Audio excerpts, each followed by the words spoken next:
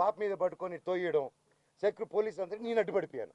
నా ముందు చేయకండి సార్, నా ముందు చేయకండి అని చెప్పేసి అడ్డుపడిపోయి పెళ్లి మిల్లు ఇంకో టీవీ ఇంకో ఆయన వచ్చి లాగేశారు.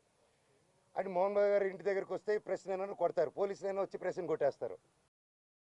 నాకు కోసం వచ్చి నా వల్ల మీకు అదైనందుకు ఐఎమ్ రియలీ సారీ తల్లి. ఒక అన్నగా నేను ఎప్పుడు ఉంటాను, ఐఎమ్ సారీ. బట్ మీరు అంత గట్టిగా పోరాడారు, నిలబడారు, థ్యాంక్ యూ.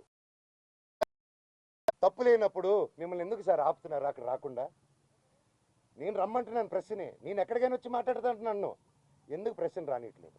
నేను ఒకటే అడిగాను, సార్ హైకోర్టు ఆర్డర్ ఇదిగోండి, మీకు కూడా షేర్ చేసి మీకు హైకోర్టు ఆర్డర్ ఇచ్చాను, లోవర్ కోర్టుది చీటింగ్ చేశారు, కమిషనర్ గారు బాండు, ఇవి 3 ఉన్నాయి, ఇవి చల్లవంటాడు. పోనీ రాసి ఉండంటే మీరు రాయకూడదు అంటారు. పోనీ ప్రెస్కి చెప్పమంటే మేము చెప్పమంటారు. సరే ఏ అధికారంతో నా ఇంట్లో మీ ఇంటికి వెళ్ళేదని మీకు ఆర్డర్ కావాలంటాడు. మీరు ఇంటికి వెళ్ళేదని మీరు ఆర్డర్ తీసుకుంటున్నారా సార్ అని? లేదు మీ నాన్న చెప్పాలి మాకు అంటున్నారు.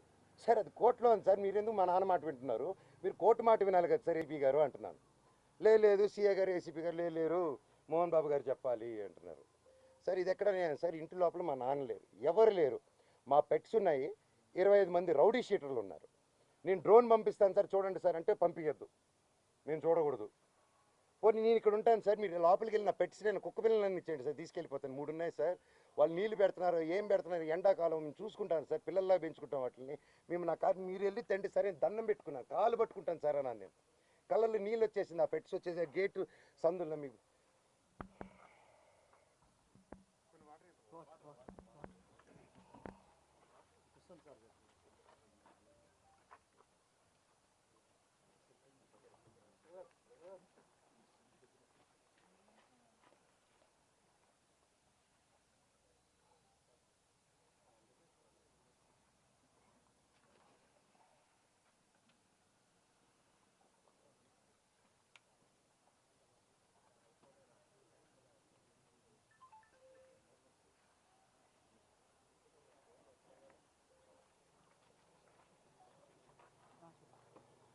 సార్ సింపుల్ అడుగుతున్నాను సార్.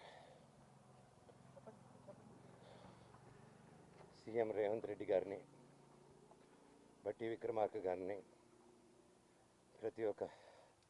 ప్రతి ఒక్కరిని, లీడర్స్ని, పోలీస్ డిపార్ట్మెంట్ని, కోర్టులని, కలెక్టరేట్ని, హ్యూమన్ రైట్స్ని, ఇది అన్యాయం అండి.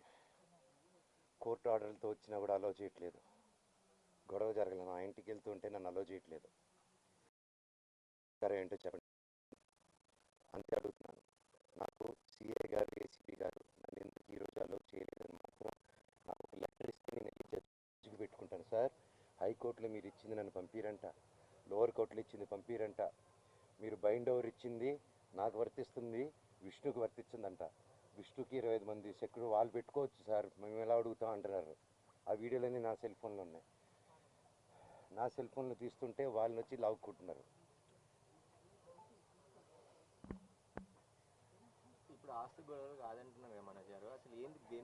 నా తల్లి మీద నా పిల్లల మీద ప్రమాణం చేసి చెప్తున్నాను, ఏ రోజు నేను ఆస్తి అడగలేదు, నా భార్య కూడా ఆస్తి అడగలేదు. మా 2 పక్కల ఆస్తి గురించి మేము ఏ రోజు సంభాషణ తీయలేదు. మాకు దొంగ సిగ్నేచర్లు పెట్టారు, ఫ్రాజరీలు చేశారు, మేము ఫ్రాజరీ కేసులు కూడా వేయలేదు. మేము వాళ్ళ కర్మకు వాళ్ళు పోతారు, కర్మ సిద్ధాంతాన్ని నమ్ముకొని ఉంటాం. అర్థమైందండి? కుళ్ళండి, చిన్నప్పటి నుంచి నేనంటే కుళ్ళు. నా జుట్టు విష్ణు చేతికి వెళ్ళాలి, నా జుట్టు మనోజ్ జుట్టు నా చేతికి కావాలి నాయన అంటే, సరే బిడ్డ వాడి జుట్టు నీకు ఇస్తారని మాటిచ్చారు. అంతకు మించి నేను అది ఇవ్వట్లేదు.